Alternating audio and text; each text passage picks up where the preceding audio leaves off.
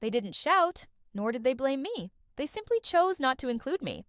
The whole thing began with a group message that I wasn't a part of. A dinner for Mom's birthday this Saturday at Patterson Steakhouse, the nice one by the lake. And it was family only. I learned about it from my younger brother, Ethan, who casually texted, "Hey, just so you know, Mom's dinner this weekend is kind of just for close family. Hope that's okay." The phrase close family made me pause, staring at the screen longer than I wanted to admit. I drafted a response, deleted it, then tried again, only to delete it once more. Finally, I sent a simple question. "Did you mean to leave me out?" He never replied. Instead, my sister Jenna, 2 years my junior and living back in Georgia, responded. 2 hours later, "Let's not make this about you, Madison." That was the end of it.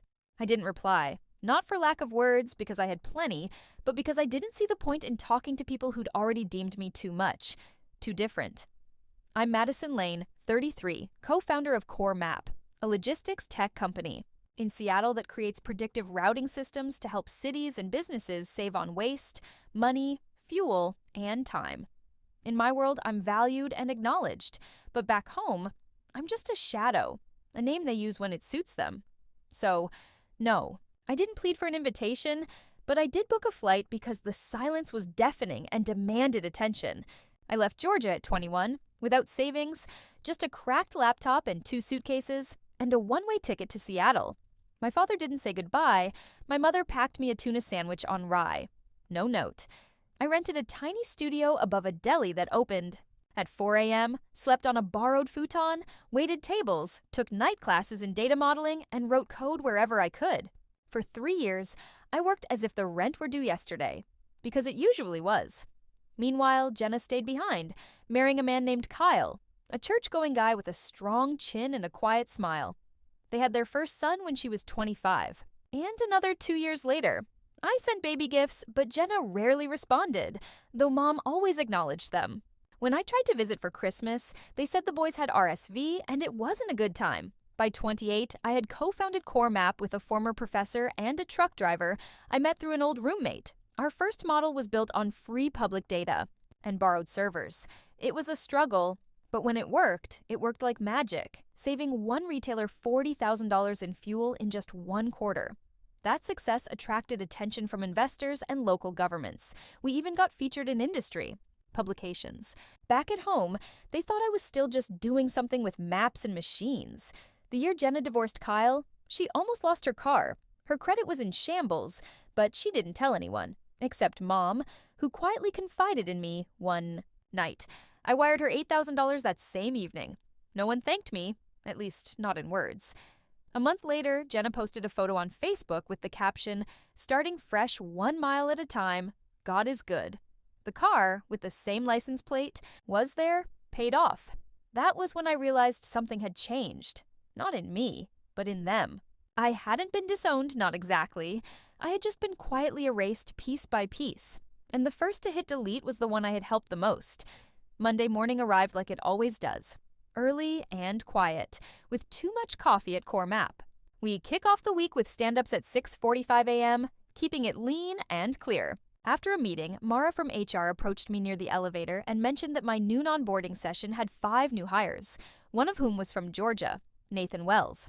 The name rang a bell, faintly at first, like an old song from childhood. Then it hit me. Nathan was Jenna's boyfriend, the one who had appeared in her holiday photos with a flannel shirt and a gentle smile. He was the type of guy the family called solid and safe, traits that were valued where I grew up. Mara handed me the onboarding packet, and I walked into the room 15 minutes later, greeted by 5 fresh faces, all nervous and fidgety. One of them flinched when I said, "Good morning, I'm Madison Lane, co-founder and COO. Welcome to Core Map." Nathan's jaw tightened, and he didn't say anything for the next half hour. After the others left, he lingered, calling me Miss Lane before correcting himself to Madison. I reassured him that Madison's fine. He confessed he hadn't realized I was the one running the company. Jenna hadn't mentioned me much at all. I told him to focus on the work, and he smiled. Genuinely before leaving, it felt like something had shifted, not in him, but in me. For the first time, someone from their world stepped into mine and didn't look away. On Thursday, Jenna posted a public photo of Mom smiling with gold balloons that read 60, captioned, "Can't wait to celebrate this beautiful woman this Saturday. Family is everything." I stared at it longer than I intended. There were 38 comments in an hour. Cousins, church friends, old neighbors all praising her. Not a single mention of me. No one even asked where the firstborn daughter was. I hadn't been forgotten. I had been erased, which requires intention. Silence can cut deep. Feeling heavy with stillness, I closed the app, pushed the phone away, and walked to my closet. I pulled out a navy suit, pressed it myself, and booked a flight that night. I wanted them to see me, not as a resume, not as a headline, but as the person I had become. They hadn't invited me, but I wouldn't allow absence to tell my story. This time. Georgia smelled the same as always. Freshly cut grass, old pine, and air filled with memories. I checked into a simple hotel. No frills, just a clean bed and silence. I answered a few messages, steamed my suit, and placed an envelope. On the nightstand, inside were 2 first-class tickets to Alaska. My mother had once said she wanted to see the northern lights before her knees gave out. 30 years ago, over a cracked mug of store-brand tea. I remembered. I always had. Patterson's Steakhouse hadn't changed since my high school graduation. Dinner. Same brown awning, same host with a pocket square, same piano music in the background. I arrived a bit after 7, and when I gave my name, the hostess hesitated before directing me to a private room. The laughter hit me first, the clinking of silverware and glasses. I stepped inside. My mother sat at the center of a long table, radiant, in royal blue, surrounded by cousins, friends, and my father, who had his arms crossed as if posing for a picture. Jenna sat beside her, her boys full of energy, and at the far end was Nathan, watching quietly. When I entered, the room didn't go silent all at once. It muted in pieces. A cousin glanced up, an uncle froze mid-bite, and the chatter dimmed until there was only tension. My father broke the silence with a smirk. "Well, look who decided to join us." I didn't respond. Instead, I walked straight to my mother, leaned down, and placed the envelope in front of her. "Happy birthday, Mom. I hope it's as beautiful as you are." She looked confused, as if my presence was unexpected. When she opened the envelope, her fingers trembled, and the room grew denser with silence. She looked at me, eyes wide, only able to voice one word. "Alaska?"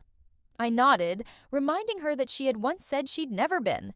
She swallowed hard, tears brimming but not falling, reaching out to anchor herself to the moment. From across the table, my father exhaled uncomfortably, trying to regain control. "Still love making an entrance, don't you? Always turning it into your show." But the words didn't sting this time. The room was no longer just his. The silence shifted, becoming heavier. My mother held the envelope like it was precious. Her lips parted, but words escaping her. Jenna's fork rested on her plate, untouched since I arrived. Her boys fidgeted, sensing the tension. Nathan remained seated, his knuckles pale around his water glass, watching me with intent. My father sipped his wine and cleared his throat, preparing to toast. "Nice gesture," he muttered. "Still prefer postcards myself." Normally, that would have garnered a laugh, but not this time. No one moved. Then Nathan stood, calmly, without drama, and addressed my father directly. "She didn't make this about herself," he stated firmly. "You did." My father blinked, and a cousin leaned forward. Nathan continued. "That's Madison Lane, co-founder and COO of CoreMap, one of the fastest-growing AI logistics companies on the West Coast. She's not just impressive, she's respected, and she's the reason I took this job." All heads turned, some to me, some to Jenna, whose face paled further. Nathan added, "I applied months ago before I ever connected the name, and when I realized who she was, I was proud. I still am." The room's silence shifted again, leaning into the weight of his words. I locked eyes with my mother. She hadn't looked away. Her hands remained on the envelope as if it were a lifeline. I turned to Jenna, who wouldn't meet my gaze, staring into her water, her jaw tight. My father sat still, not angry but contemplative. For the first time, I saw him without the armor of sarcasm, just a man facing something he had spent years pretending wasn't real. I reached for my bag and stood up. "I won't stay long," I said softly to my mother. "I just wanted to see you smile." She squeezed my hand with both of hers and whispered, "You did." As I turned to leave, my heels echoed against the tile, unmistakable and loud, but no one followed me or called my name. And that was okay, because this time I wasn't leaving in silence. I was leaving with purpose. That night, I didn't cry. I ordered grilled salmon from room service and opened my laptop. Our Q2 forecast was solid, our new routing models were exceeding expectations, and 2 municipal contracts had cleared legal. Everything was fine on paper. At 9:40 p.m., the hotel. Phone rang. The front desk said my mother was asking for me. She arrived with a plastic container wrapped in a dish towel, filled with her signature lemon squares. Uneven edges, cracked sugar tops, soft and sweet. She stood at the door, unsure if she was allowed in, but I welcomed her. She looked around, as if seeing a piece of me for the first time, commenting on how I always liked clean spaces. I reminded her that she always liked sugar, and we both shared a small smile. We didn't mention the dinner at first. Instead, we spoke about Alaska. I described the cruise, quieter and designed for watching the sky rather than shopping. She asked unexpected questions about my company, my team, and the work I was doing. It felt genuine. Eventually, her hands folded in her lap and her voice softened. She admitted she hadn't realized the weight I had been carrying all these years. I replied that no one had asked, and she nodded, acknowledging that they had. Tried to keep me small to make me easier to understand. A mistake, she called it. I didn't rush to forgive her, but I didn't push her away either. She asked if she could visit Seattle someday, and I said yes. 4 days later, Jenna called. I hesitated but answered. She got right to the point, saying she wasn't sure why she was calling. Or maybe she did. Nathan had told her everything, not just what he said at the party, but how he described me afterward. How I carried myself, how I led, how I showed grace under pressure. It had shaken her. She confessed she had never seen me as strong, just stubborn, and my leaving had always felt like abandonment. Now she wondered if it had been survival. I let her talk, allowing the silence to fill the space between her realizations. She told me she used to resent me for changing while she remained stagnant, which made her feel small. I assured her she wasn't small, just still growing. She sighed as if letting go of something she hadn't known she was holding on to. Then mentioned that Mom wanted to visit me and that maybe she did too. I welcomed them both. When I returned to Seattle that Friday, a hotel envelope awaited me at the front desk, with my father's unmistakable handwriting inside. He wrote that I had turned out differently than he expected, maybe even better. He admitted he didn't know how to apologize for underestimating me, but Mom had told him I was building something significant, and he believed her. He noted how I always had that stubbornness he mistook for rebellion, which turned out to be vision. There was no signature, no warmth, but for a man like him, maybe that was enough. That summer, I bought my first home in Marin County, nestled at the edge of the redwoods, overlooking a bay that turned silver at dusk. It wasn't grand, but it was enough. On moving day, my team surprised me with a gift, a framed canvas print with a quote I had said during a late-night planning session. "Build so well they can't look away." Beneath it hung a slightly curled yellow Post-it note with Nathan's careful handwriting saying, "She's my boss." I didn't need to know who saved it. I just understood it mattered because it came from someone who had once been on the other side and chose to speak up. The real story wasn't just about my arrival. It was about standing steady long enough for the silence to collapse on its own. I didn't need to shout or reclaim a seat at the table. I built a better one and left the door unlocked.